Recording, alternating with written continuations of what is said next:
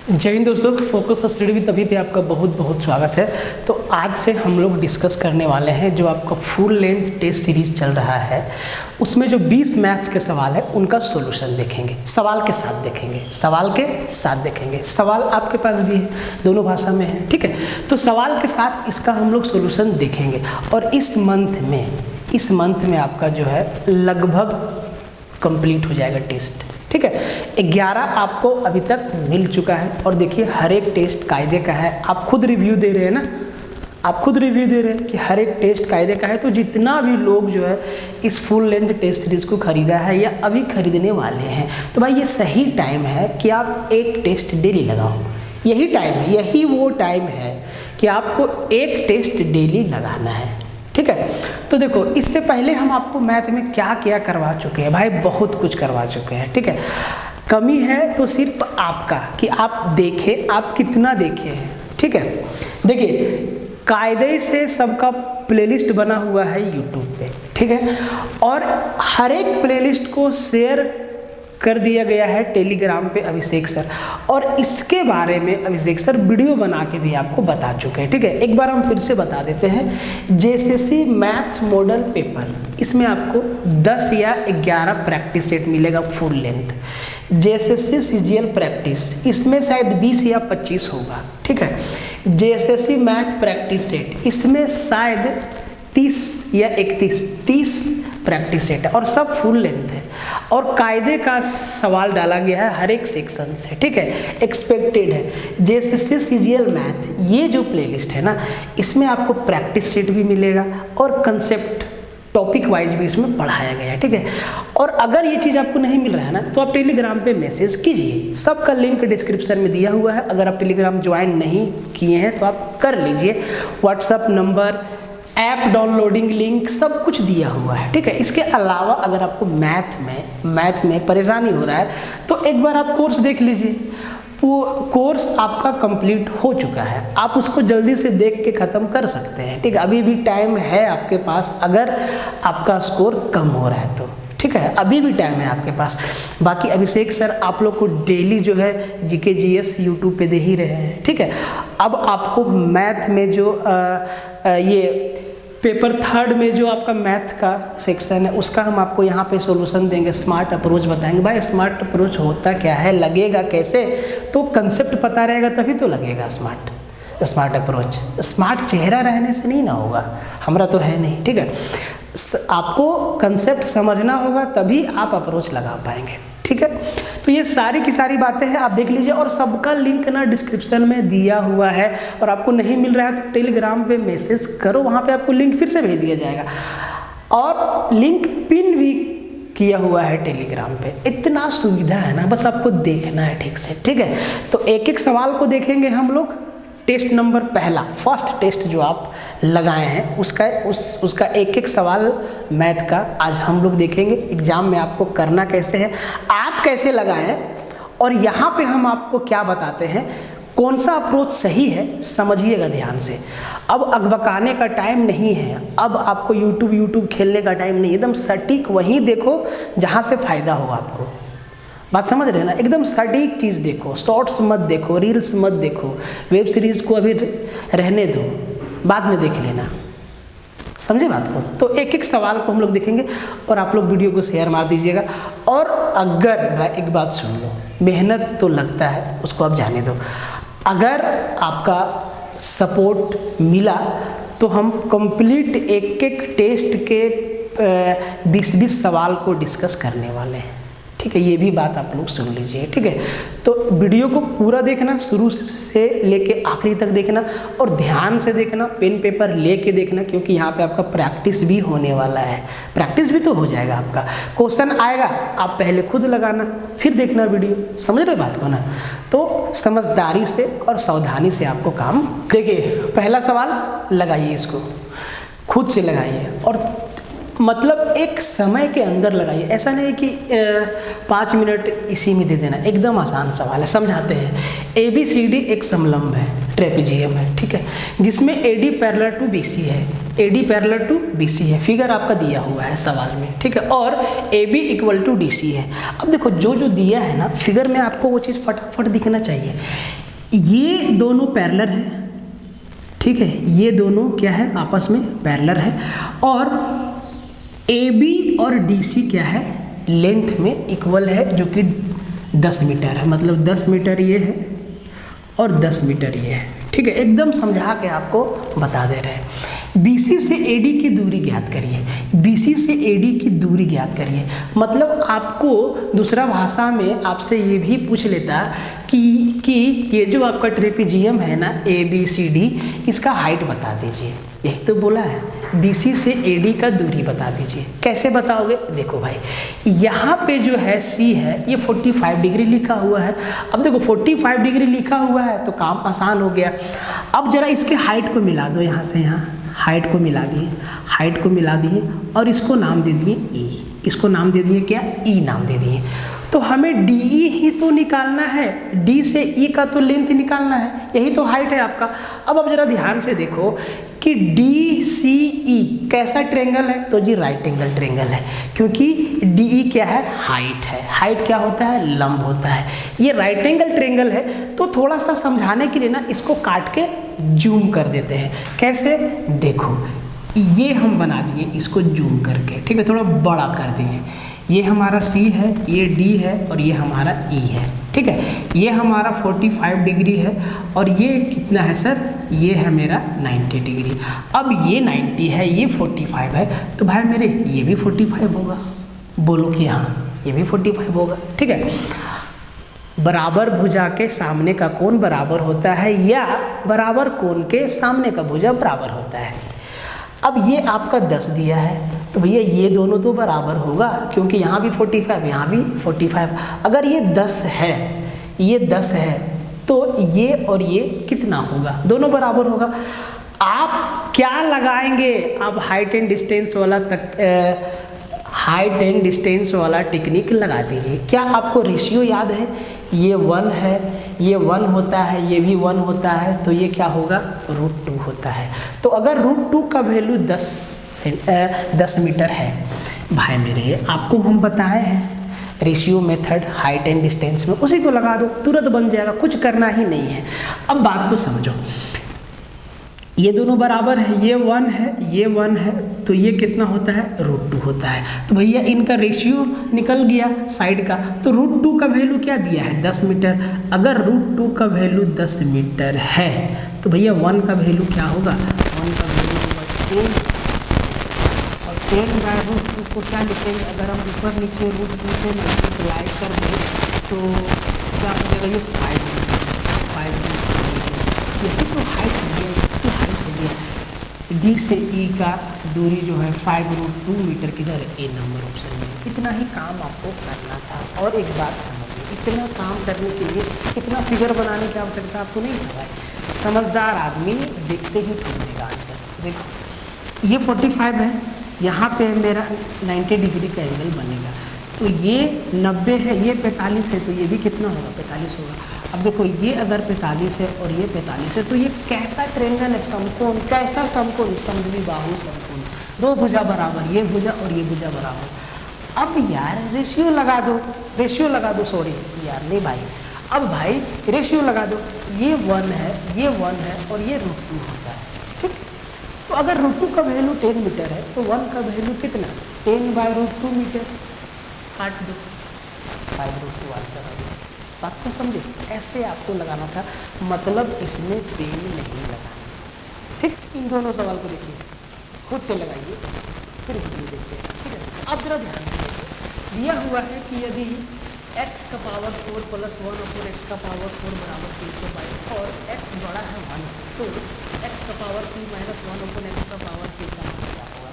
क्या आप इसको डिटेल में बनाएंगे? अलजेब्रा में हम आपको क्या बताएं, और ऐसा कितना सवाल प्रैक्टिस करवाएं, इसका शॉर्टकट वाला अप्रोच अपनाना है। अब देखो शॉर्टकट तो कोई वैसा मिसाइल नहीं है, कंसेप्ट आता है।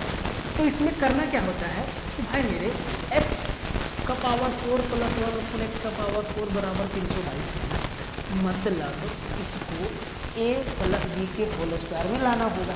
कैसे आएगा भाई, अगर आपको करना क्या है, इधर दो जोड़ के रूट लगाते जाना है। तो 322 में दो जोड़े 324 को रूट लगाएं तो 18, मतलब ये जो है आपका एक्स स्क्वायर प्लस 1/x² का वैल्यू 18 आया। अब हमें यहाँ चाहिए माइनस, मतलब हमें यहाँ से x - 1/x का वैल्यू निकालना होगा। प्लस है तो 2 जोड़ते हैं, और जब माइनस चाहिए तो 2 घटाते हैं। इसका मतलब x² प्लस 1/x² बराबर 4 आया।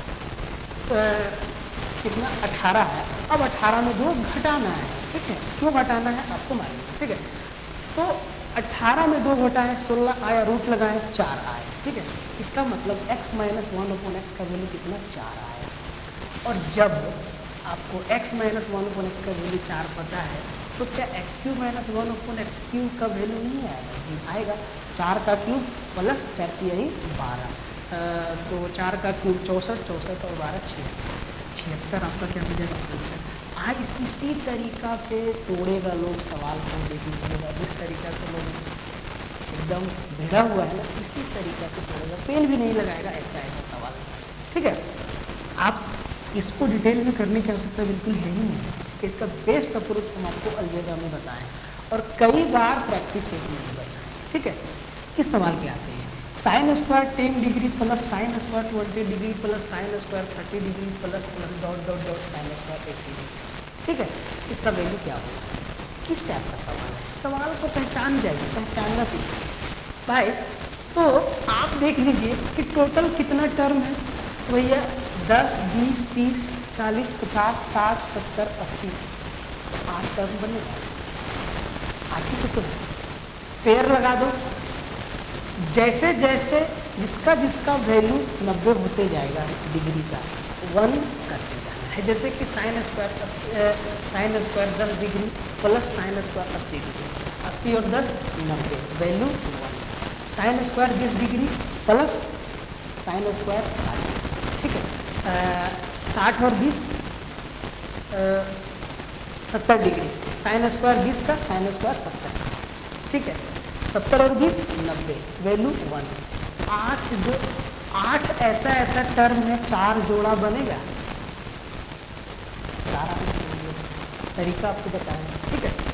अब देखो थोड़ा सा इसके बारे में समझ लें। जैसे कि हम एक टर्म आपको समझाएं, तो sine square 10 degree plus sine square 80 degree बराबर 1 कैसे आएगा? देखो कॉम्प्लीमेंट्री एंगल का रूल लगा दो।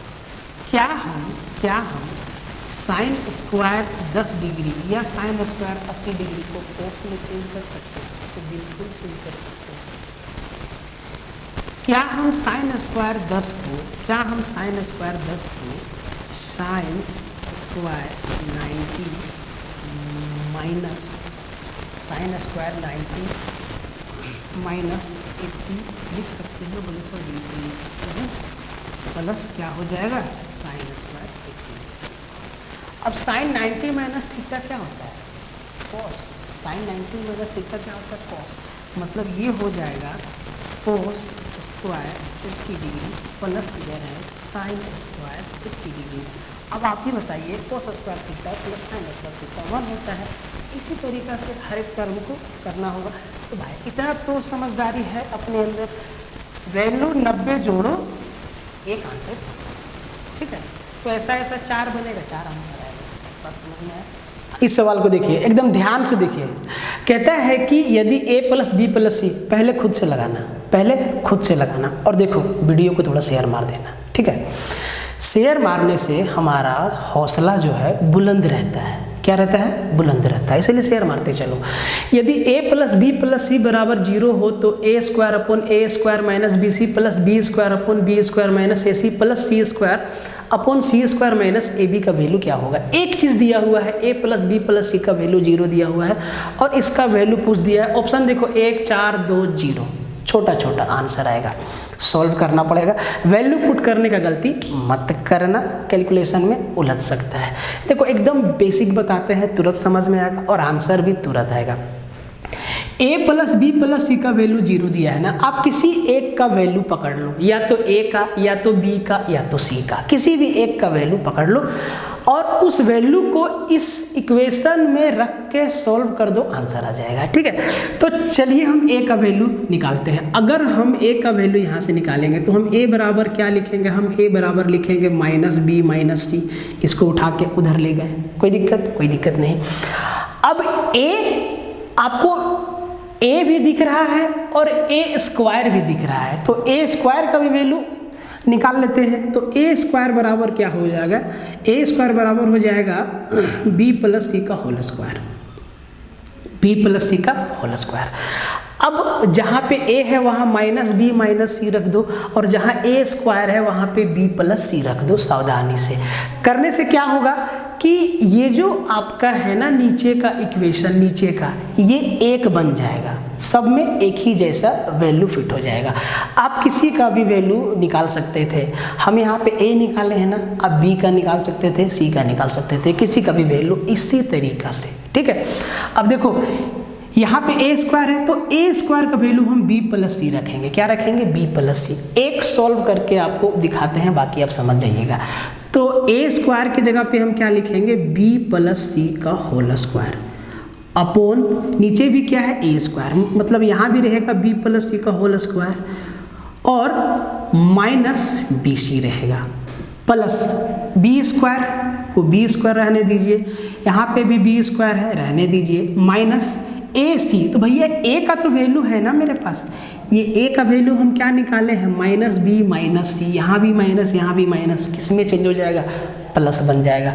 मतलब ये हो जाएगा b square plus b plus c और इनटू में क्या रह जाएगा, c रह जाएगा। ठीक है, प्लस c स्क्वायर को c स्क्वायर रहने दो, नीचे क्या है c स्क्वायर है माइनस ए बी है ना। तो भैया a का तो वैल्यू हम रख सकते हैं ना, a का वैल्यू क्या है माइनस बी माइनस सी, यहाँ भी माइनस है यहाँ भी माइनस है, मतलब ये हो जाएगा b प्लस सी और मल्टीप्लाइड क्या हो जाएगा b। यही चीज आपको पहला स्टेप में दिखेगा। ठीक है, अब आप जरा ध्यान से देखो कि जब इसको तोड़ेंगे तो ये क्या हो जाएगा, b प्लस सी का होल स्क्वायर, मतलब b square plus c square plus 2bc। तो प्लस 2bc में bc जाएगा तो प्लस bc बच जाएगा। यहाँ पे ध्यान से देखो b स्क्वायर है और जब इसको मल्टीप्लाई कर देंगे तो ये हो जाएगा b square plus c into c square plus b c, यहाँ भी वही आ गया। यहाँ पे देखो सी स्क्वायर है b इंटू बी स्क्वायर और b into c b c, यहाँ भी मतलब यहाँ क्या मिलेगा, तीनों जगह b square plus c square plus b c, b square plus c square plus b c, b square plus c square plus b c, तीनों जगह आपको दिख गया। मतलब हर हमारा क्या हो गया, एक जैसा हो गया। तो हम नीचे क्या लिख देंगे, नीचे हम लिख देंगे B square plus c square plus b सी और ऊपर सबको जोड़ दो। अब देखो जब इसको तोड़ेंगे ना भाई, इसको भी तो तोड़ना होगा ना, तो ये क्या हो जाएगा B square plus c square plus 2bc, मतलब ये हो जाएगा B square plus c square plus 2bc, plus में क्या हो जाएगा बी स्क्वायर और प्लस में वो सी स्क्वायर। अब ध्यान से देखो क्या बन गया, कुछ नहीं बना, सोल्व हो गया। B square plus b square 2b square, c square plus c square 2c square, मतलब ऊपर मेरा बन गया 2b square plus 2c square plus 2bc। तो 2 को कॉमन निकाल देंगे तो ऊपर क्या बच जाएगा, B square plus c square plus b सी, और ये ऊपर नीचे कट जाएगा, मतलब आंसर हमारा क्या आ जाएगा, 2 आ जाएगा। किधर, सी नंबर ऑप्शन हमारा क्या हो जाएगा, आंसर हो जाएगा। कितना मुश्किल था, आप ही देखिए कितना मुश्किल था, एकदम आसान था। हाँ ये बात जरूर है कि इसके लिए बेसिक चाहिए होगा, अगर आपका बेसिक मजबूत नहीं है ना तो थोड़ा सा दिक्कत होगा। अच्छा हाँ, अभी एक काम क्या हुआ है कि अर्थमेटिक और एडवांस मैथ को अलग अलग कर दिया गया है। आप चाहे तो सिर्फ अर्थमेटिक ले सकते हैं, आप चाहे तो सिर्फ एडवांस मैथ ले सकते हैं, एकदम मिनिमम फी तो मिनिमम है ही हमारा, एकदम मिनिमम फी में, तो आप उसको भी देख लीजिएगा। ठीक है, देखिए बढ़िया बढ़िया जितना सवाल है हम आपको सब बता देंगे, ठीक है। अब देखो जो सवाल आसान है भाई उसको खुद से भी तो लगाओगे। देखिए ध्यान से, सवाल आपका वॉल्यूम से है। कहता है कि धातु के 3 घन, ऐसा ऐसा कितना सवाल आपको प्रैक्टिस सेट में भी बताए हैं, मेंसुरेशन चैप्टर में भी बताए हैं। धातु के 3 घन जिनके किनारों का अनुपात 3:4:5 है को पिघलाकर एक और घन बनाया जाता है। तीनों को मेल्ट करके एक नया घन बना दिया जिसका विकर्ण 12√3 सेंटीमीटर है। बड़ा वाला घन का डायगोनल 12√3 सेंटीमीटर है। तीनों में सबसे बड़े घन का किनारा ज्ञात करिए। देखो पेन लगाने से पहले थोड़ा बुद्धि का इस्तेमाल करो, ठीक है। तो जो सबसे बड़ा घन, इन तीनों में सबसे बड़ा घन कौन होगा? जिसका रेशियो बड़ा होगा। तो भैया सबसे बड़ा रेशियो क्या है? 5 है। मतलब ऑप्शन जो भी होगा वो 5 का मल्टीपल होगा, ठीक है। तो 5 का मल्टीपल ना तो 8 है ना तो 13 है, मतलब 2 ऑप्शन तो आपका एलिमिनेट हो गया। एक बचा 15, एक बचा 10, इन दोनों में एक आपका आंसर हो जाएगा, ठीक है। अब देखो बनाना कैसे है। तो ये तीनों घन को पिघलाएंगे, मतलब तीनों के वॉल्यूम को जोड़ के एक नया घन बनाएंगे। तो मान लो ना भाई, मान लो कि तीनों घन का जो साइड है, साइड का जो लेंथ है वो सबके साथ या तो x लगा दो या तो a लगा दो, b लगा दो, एक एक वेरिएबल लगा दो। अब घन का वॉल्यूम क्या होता है? भुजा का क्यूब। मतलब भुजा का क्यूब मतलब 3 का क्यूब, 4 का क्यूब, 5 का क्यूब। तो 3 का क्यूब 27, 4 का क्यूब 64, 5 का क्यूब 125 और 125, 27, 152, 64, 216।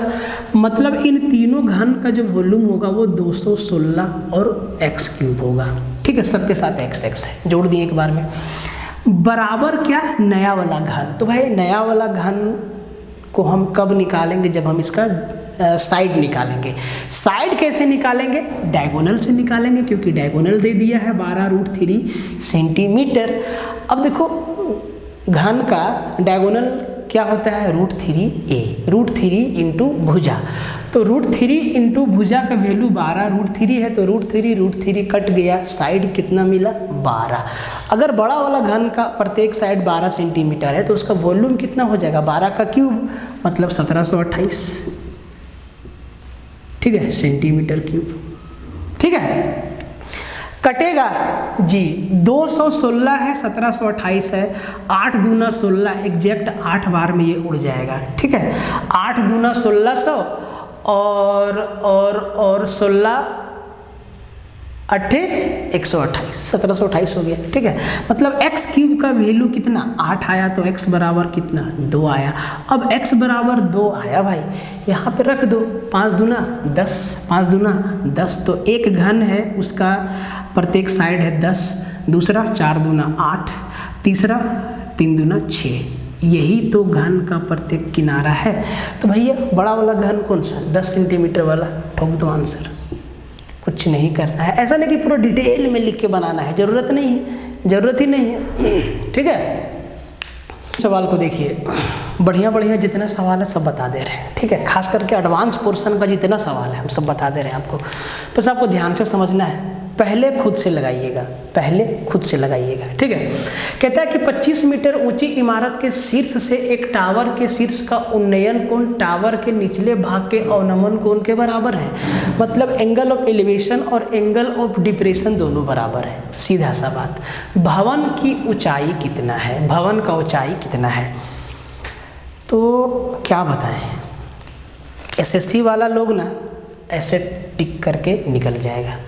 और आप यकीन मानिए हम ऐसा बार बार क्यों बोलते हैं, क्योंकि इसी टाइप का सवाल पूछेगा आपका सचिवालय, और आज तक पूछते आया है, ठीक है। जिसका थोड़ा सा भी मैथ बढ़िया है ना, वो एक भी सवाल छोड़ेगा ही नहीं, सब हर एक सवाल को वो फोड़ के आ जाएगा।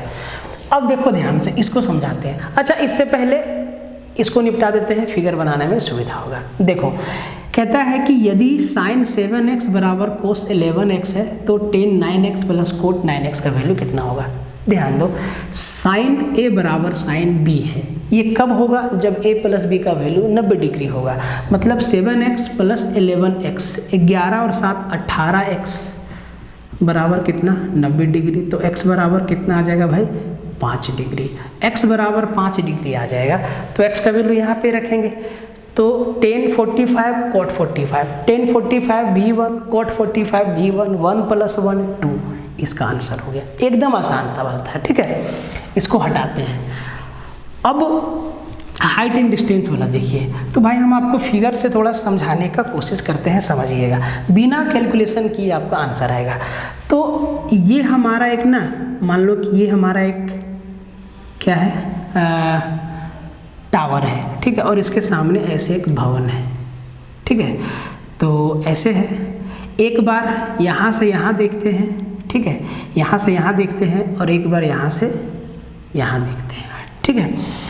इसको मिला देते हैं। अब देखो, ब्लैक लाइन और ये ब्लू वाला दोनों का लेंथ क्या होता है, बराबर होगा, ठीक है। एंगल ऑफ एलिवेशन और एंगल ऑफ डिप्रेशन दोनों बराबर है। जब वो भवन के शीर्ष को देखता है ऐसे, तब जो कोण बनता है वो भी बराबर है, और जब वो भवन के आधार को देखता है ऐसे, तब जो कोण बनता है वो भी बराबर है। मतलब ये एंगल अगर अल्फा है तो ये एंगल भी अल्फा होगा, ठीक है। और जो आपका टावर है ना, इसका हाइट दे दिया है 25 मीटर। कितना हाइट दे दिया है, 25 मीटर। तो भाई ये 25, तो ये भी 25 हो जाएगा, ये भी क्या हो जाएगा, 25 हो जाएगा। यहाँ से यहाँ, यहाँ से यहाँ, देखो यहाँ से यहाँ क्या हो जाएगा, 25 हो जाएगा। तो अब देखो ये दोनों एंगल ना आपस में बराबर है, आपस में बराबर है। साथ ही साथ आधार रेखा ये भी बराबर है इसकी, ये भी बराबर है इसके। तो भाई सिंपल सा बात है, ये 25 है ना, तो ये हिस्सा भी 25 हो जाएगा, ये हिस्सा भी 25 हो जाएगा। 25 25 50 मीटर भवन का ऊंचाई हो गया। अब चाहो तो tan अल्फ़ा लगा के देख लो, tan अल्फ़ा लगा के देख लो। ये सब सवाल लिखने वाला नहीं है भाई, ठीक है। सीधा देखो, आंसर करो। कब, जब कंसेप्ट मजबूत रहेगा तब, नहीं तो ऐसे नहीं होगा, ठीक है। अब कुछ लोग को समझ में नहीं आया होगा, तो भैया लगा दो। तो सबसे पहले tan अल्फ़ा बराबर, tan लगा देते हैं। tan अल्फ़ा बराबर इस राइट एंगल ट्रायंगल में देखो, इस राइट एंगल ट्रायंगल में देखो इसमें, ठीक है। tan अल्फ़ा बराबर tan थीटा बराबर क्या होता है, परपेंडिकुलर बट्टा बेस। तो ये हमारा परपेंडिकुलर है और ये हमारा बेस है। मतलब ये 25 बट्टा, मान लो इसको x मान लेते हैं, तो ये भी x हो जाएगा। तो ये हो जाएगा 25 बट्टा x, ठीक है ना। और इस राइट एंगल ट्रायंगल में देखो, ऊपर वाला में, ठीक है, यहाँ भी tan अल्फ़ा लगा दो। tan अल्फ़ा बराबर 25 बट्टा, अच्छा है, ये तो निकालना है ना, ये निकालना है, तो इसको y मान लेते हैं। तो ये हो जाएगा y बट्टा x। अब दोनों को आप कैलकुलेट करके आंसर निकाल लो, ठीक है। 50 मीटर ही आएगा। तो ये दो सवाल थे। पहले सवाल भाई मेरे खुद से लगाना, मेरा बात मानो, पहले सवाल खुद से लगाना, उसके बाद आप सॉल्यूशन देखना, ठीक है। तो देखो भाई, कहता है कि प्रत्येक 6 सेंटीमीटर भुजा वाले 9 बराबर घन को सिरों से सिरों, मतलब सटा सटा के सिरों से सिरों तक जोड़ा जाता है। परिणामी घनाभ का कुल पृष्ठीय क्षेत्रफल, टोटल सरफेस एरिया क्या हो जाएगा। देखो सबसे पहले इसका मेन जो इसमें क्लू छिपा हुआ है उसको समझो। अब हम आपको घनाभ दे देते हैं और हम आपसे कहेंगे कि इसका आप टोटल सरफेस एरिया बताइए या आप उसका वॉल्यूम बताइए। तो आप कहेंगे सर आप इसका लंबाई चौड़ाई ऊंचाई तो बता दो। यहाँ तो घनाभ का लंबाई चौड़ाई ऊंचाई दिया नहीं है, क्या दिया हुआ है, तो 6-6 सेंटीमीटर का क्यूब है, घन है, उनको सटा सटा के बनाना है। तो भाई जब सबको सटाएंगे तो एक लंबा सा घनाभ बनेगा, उसका लेंथ क्या होगा, हाइट क्या होगा, ब्रेथ क्या होगा, जानोगे तब ना। देखो जब 6 घन को ऐसे सटाएंगे ना भाई, ऐसे ऐसे ऐसे ऐसे सटा सटा के रखेंगे ना भाई, ऐसे ऐसे ऐसे सटा के ऐसे रखेंगे, 4 हुआ ना, 5 और 1 6 ऐसे। और देखो तो क्या होगा, जो इसका लेंथ होगा ना वो तो बढ़ जाएगा, लेंथ 6 + 6 + 6 + 6 + 6 + 6 कितना 9 है, ऐसा 9 है, यहाँ तो हम 6 बनाए हैं, 9 घन है, तो टोटल लेंथ कितना हो जाएगा, लेंथ हो जाएगा 54 सेंटीमीटर, ठीक है। और इसका हाइट तो वही रहेगा 6 सेंटीमीटर, और इसका चौड़ाई भी वही रहेगा 6 सेंटीमीटर। अब देखो घनाभ का लंबाई चौड़ाई ऊंचाई आपको मिल गया, टोटल सरफेस एरिया आप निकाल दीजिएगा आसानी से। तो टोटल सरफेस एरिया का फॉर्मूला क्या होता है, 2 इंटू लंबाई गुना ऊंचाई प्लस लंबाई गुना चौड़ाई प्लस ऊंचाई गुना चौड़ाई, यही तो होता है। कर दो तो L इंटू एच, तो 54 छक्के 6 चौके 24 6 बचे 324, ठीक है, प्लस L इंटू बी भी 324 प्लस H इंटू बी 36, जोड़ दीजिए 324 324 648 और 36, ठीक है। तो 648 और 36 कितना हो गया, 48 को 2 दे दीजिए 50 हो जाएगा। 36 में तरीका भी समझ लो, 36 में 2 दे दिए, इधर हो गया 650 650 और 34, तो 650 और 34 684, कितना हो गया 600। अच्छा हम कहीं मिस्टेक किए गया, कहीं पे मिस्टेक नहीं ना हुआ, ठीक है, नहीं ठीक है। तो 602 इंटू 684 और इसको 2 से मल्टीप्लाई कर देंगे तो भैया 6 दूना 1200 और 84 दूना 168 1368 सेंटीमीटर स्क्वायर क्या हो जाएगा, आंसर हो जाएगा, ठीक है। तबीयत थोड़ा ख़राब है ज़्यादा, है ना, तो थोड़ा सा दिक्कत तो हो रहा है अंदर से, कोई दिक्कत नहीं, ठीक से आपको डिलीवरी दे पा रहे हैं, ठीक है। देखो उस वर्ग के विकर्ण की माप क्या होगी जिसका क्षेत्रफल 578 सेंटीमीटर स्क्वायर है। अब एक वर्ग है, उसका डायगोनल आपसे पूछ दिया है, बदले में वर्ग का स्क्वायर का एरिया दे दिया है। तो एरिया तो 2 तरीक़ा से निकालते हैं, एक तो साइड का स्क्वायर और दूसरा है डायगोनल के स्क्वायर का आधा। तो यहाँ डायगोनल के स्क्वायर वाला फॉर्मूला लगाएंगे, क्योंकि पूछा डायगोनल है, एक बार में आंसर आ जाएगा। तो एरिया इक्वल टू क्या होता है, डायगोनल का स्क्वायर। तो डायगोनल को डी लिखते हैं, डी का स्क्वायर बट्टा 2 बराबर कितना 578, ठीक 578। अब डी स्क्वायर अपॉन 2, तो 2 से इसको मल्टीप्लाई कर दो तो ये हो जाएगा 8 दूना 16 और 7 दूना 14 और 1 15, 5 दूना 10 और 1 11। डी स्क्वायर बराबर 1156। अगर डी स्क्वायर 1156 है तो डी बराबर रूट अंडर 1156, और रूट 1156 मतलब कितना 34, तो डायगोनल 34 सेंटीमीटर हो जाएगा, ठीक है। तो ये आपका एडवांस सेक्शन का टोटल सवाल हम आपको बता दिए, ठीक है। नेक्स्ट लेक्चर में मतलब कल वाला लेक्चर में आपको इसका जो है अर्थमेटिक वाला जितना भी सवाल होगा सब बता देंगे, ठीक है। आप लोग वीडियो को शेयर मारते रहिएगा, थोड़ा अगर सपोर्ट नहीं दीजिएगा तो फिर कैसे होगा, सपोर्ट देना होगा, सपोर्ट आपको देना पड़ेगा, ठीक है। सपोर्ट दीजिएगा तभी तो हम लोग अच्छा से अच्छा काम कर पाएंगे, ठीक है। बाकी बात शेयर मारते रहिए और पढ़ते रहिए बढ़िया से, ठीक है। मिलते हैं फ्रेश होके, जय हिंद।